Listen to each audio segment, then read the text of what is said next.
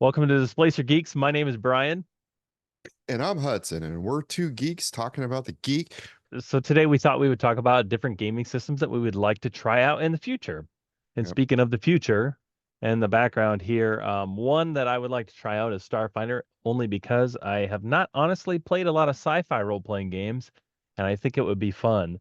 And I'm going to yep, tell you a quick little story. I was on Facebook Marketplace about a month ago, and I saw somebody selling all their three or four Starfinder books for $60.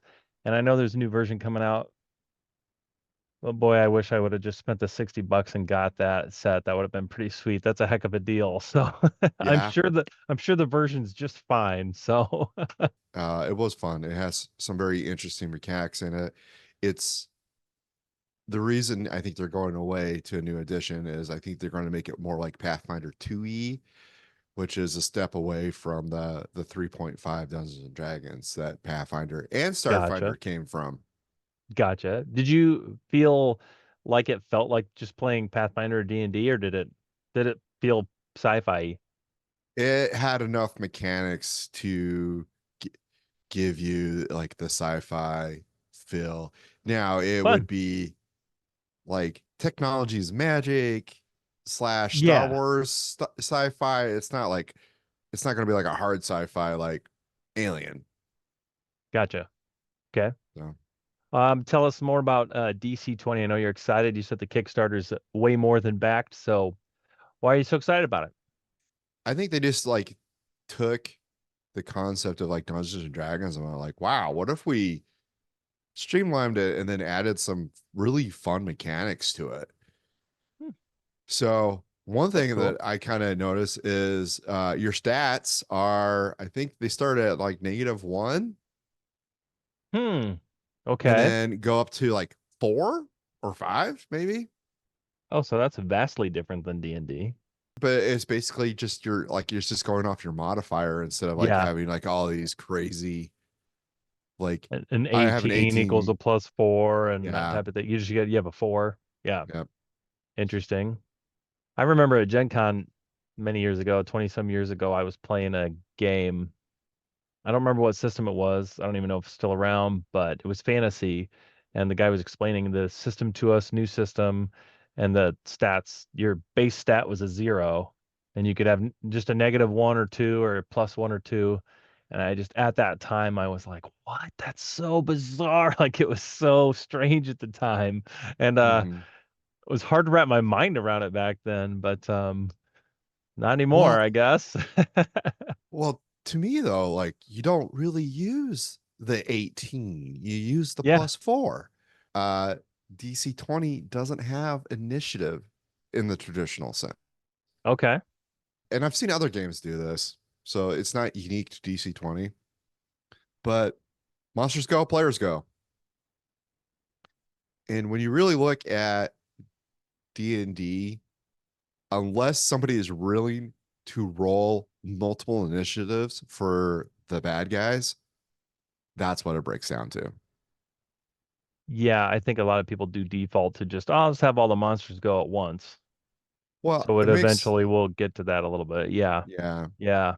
All right. So, but Yeah. the other thing is like the players have 4 action points base, Okay. right? So you, Brian, don't have to go 4 action points all at once. You can be like, I'm going to use an action point here, right? And then I'm going to go in and do like a big attack. And you're like, I'm going to use an action point to assist with this attack. Oh, yeah. That's fun. So like you can Fun like little way use to your do it. action. Yeah, so you can use your action points to like combo up stuff and try to do like the big hits. That's cool. So I was like really excited about it. Aside from DC 20, is there another game you're interested in trying out? I've actually played, but I would like to try with some of my local friends. Is Break?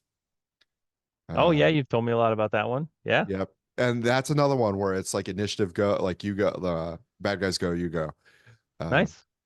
I think there's one aspect about it that you wouldn't like, but I think I could work it to my advantage, and then that Okay. there is a cat race.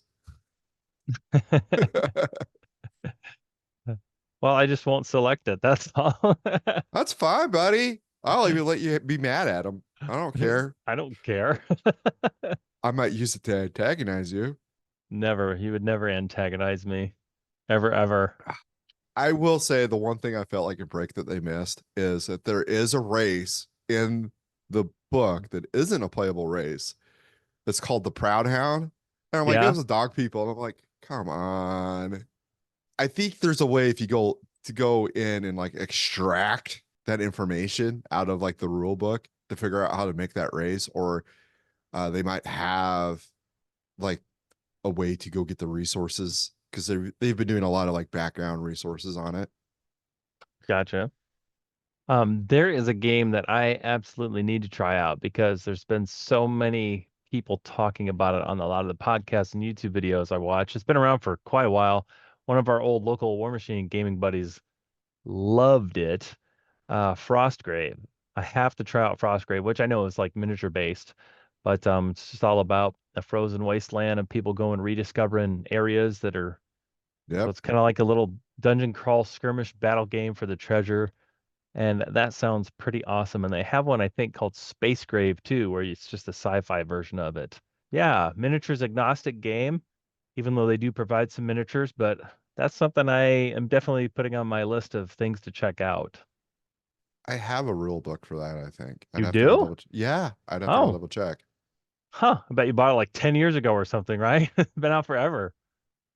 It's been a minute. Yeah, yeah. That's crazy. Huh. Yeah, I need I to try it also out. felt like that was a game that did better like in a campaign versus a just like one-on-one battles. Yeah, you build up your characters and stuff. It's kind of has that campaign RPG fluff built into it, which seems Yeah. like it could be pretty fun. But I Yeah. just keep hearing more and more people still talking about it, and I'm like, why have I never tried this out? I remember it being D20 based, so maybe that was why. Maybe. What other games you got on your list?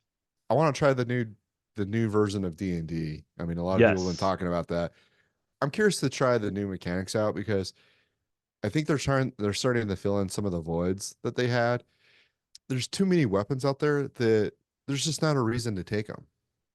Yeah, and that's one of my beefs about fantasy role-playing games in general, or just role-playing games in general, is weapons. You typically only see people using the same couple of weapons in almost any system.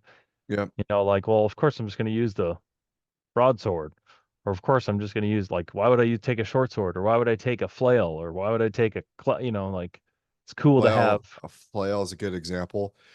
There's not a lot of magic items designed around flails, and so you can like custom build items, or whatever. But there's not a lot of items around it, and there's just not any enough uniqueness about it. Like Yeah, it doesn't have, at least in D&D, it doesn't have like a mechanic like, hey, if I roll this or if I have mastery of this, I can use it to disarm a person for free. yeah. In Shadowrun, at least in third edition, it was always like you just bought your Predator or Super Ruger Warhawk because those are the two. Why would I want other guns that don't hit as hard? Like, and there's like Well, 20 different ones, but they just don't hit as hard. So it just didn't and really they're make a lot of sense to I be a think power gamer, but to be a power gamer, the some of the other like the light pistols, because the two that you mentioned were heavy pistols. hmm Uh, the light pistols were much more concealable. true, So true. like if you were trying to do like some sort of like sneak it in type thing, like it was a lot hmm easier to get those in. Yeah.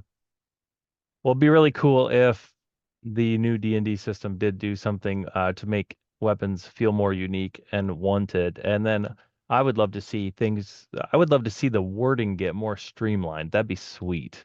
More keywords. Yeah. More keywords, more clear, cut out vagueness so people don't argue with, how this spell works or whatever. Make it easy to figure out really quickly what a spell does instead of having to read the little two Read paragraphs. paragraphs. Yeah, they just mix Well, in everything with the paragraphs and they could just have all and the have rules separate and then the description separate. And I don't know why they don't do I that. and yeah, I think some of the spells need to basically do effectively the same thing, but like you would vary like the size and damage type. So Yeah, then you could use like it's this type of damage, it's this big, so it should be like this level of spell. yeah, yeah. So I'm excited to see what it looks like. I'm very excited, actually. It'll be Yeah. awesome, I think. You know what? When we were thinking about what game systems to try out, there is one that I played a long, long time ago, like maybe twice, and I would like to play it again because it was so absurd. Middle Earth role playing. Did you ever play that before? No, no. Didn't Mark have a story about this? I have no idea, but I got one for you. So I just remember when you play it, they have all these charts, and they're like critical hit charts and stuff. And let me just read off some of the things that can happen. So, like one says, sever lower leg, 20 hits per round, drops and lapses into unconsciousness.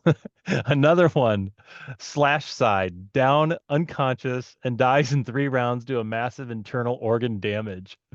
I love these things. One more to share real quick. Blow to the jaw, drives bone into the brain, instantly dies. Nice.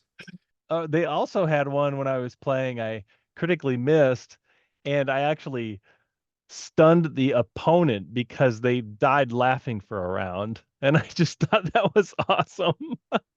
Yeah. No, I'm pretty sure it was Mark that had a story about this. He's like, "All right, so this is how this works." It was him and somebody at one of his buddies where they were playing, and they were playing brothers, and they were the Silverweight brothers, I think. Oh, yeah. This is him and Aaron. Yep. They decided they were doing like this event, and then they found out there was another event that like overlapped, so they were going to try to get themselves killed. Yeah, I think they were at Gen Con and they realized Yeah, they wanted, I think, to go see Mark Hamill, I yeah, think is what it was. And they were maybe. playing these brothers. And they're trying to get out of the event without being rude and ditching the group Yeah. that they were gaming with. So they did the dumbest thing that they could possibly do. They blitzed like this orc or a troll. It was a troll, and then the troll was going to go smash him, and it dropped the rock on its head, Yeah, it and like like, critically failed and killed itself. So they ended up winning and got to leave and go see Mark Hamill. and then they later ran into the guy that was running to the event, like running, and he was on a panel and he was talking about it, and he's talking about the story of like these two guys doing stuff, and he goes, and that's when I decided the silverweights were going to die. And then he proceeds to explain like how none of his throws, like dice throws, worked at all. And the guys is like going on about like how he failed to kill these guys. Role play magic, role playing magic. You know, if we had Mark on the show for our the greatest moments of our first Gen Con, I think that was his first Gen Con. So, because you got to see Mark Hamill. He actually has a really cool Luke Skywalker Jedi picture sign, and it says from one Mark to another, which, I mean, that's pretty awesome. That's Yeah. really awesome. Everything I've seen from Mark Hamill seems like he's a pretty stand-up guy. Oh, So gotta love Mark Hamill. I have a question for you because I think I played this many, many, many moons ago, and I don't ever hear about it anymore, but I know you're a huge fan of it. What about BattleTech role playing? Is that still around? I have to assume so. I never did well, I shouldn't say I never did it. I tried it. It's called Mech Warrior. The tabletop version is called Mech Warrior. There wasn't a MechWarrior and a BattleTech role playing system? I thought there was. I thought there was both. So BattleTech is the miniatures game. BattleTech's only the miniatures. Got it. Okay. Right. So And then I played then MechWarrior then. I would yeah, have played MechWarrior back in the day. Mech Warrior is the role. I think you can lead one into the other. Don't quote me on that one. Oh, I'm writing it down. You're gonna get Okay, sued if you're wrong. The mech warriors of the world. Fastest gonna sue you. fast. And then they're gonna get your money, and then they're gonna start over again. They'll be this big company again. Who knew? They just Who had to knew? they just had to sue a couple poor gamers. um, yeah, right. I think they're dead. I think they're well dead.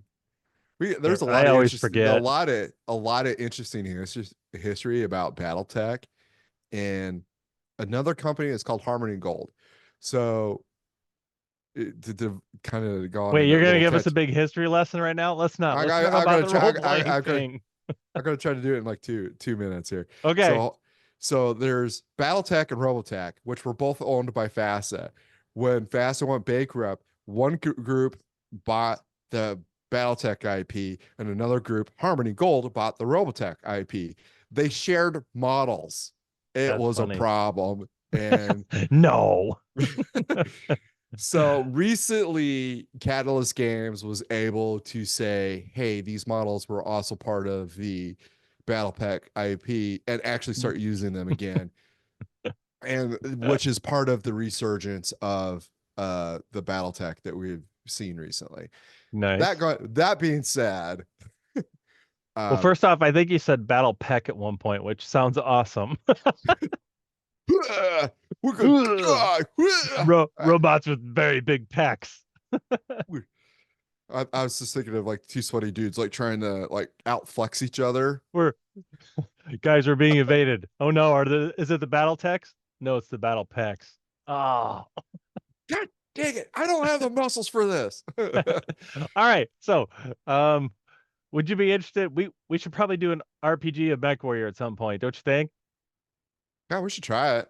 You think we could you think we could mix up the Mech Warrior RPG side and then when we actually go to battle, we actually just play the Battletech That's what I miniatures? was That'd be saying. kind of fun. I think it went like I think you can. That's what I'm saying. Oh, okay. Yeah. That seems pretty fun. Like you could have like a gunfight in the hangar, and then eventually get to your like your mech, and then you do your thing. Oh my God, Brian, paint my I nose, know will they're you? not done. I know. I know. Wait, these guys are primed at least with black now. I 40 actually years really want to later. try those guys. Too bad I'm They're not paying them. I really want to try those guys because it I'm seems sorry. so cool to me.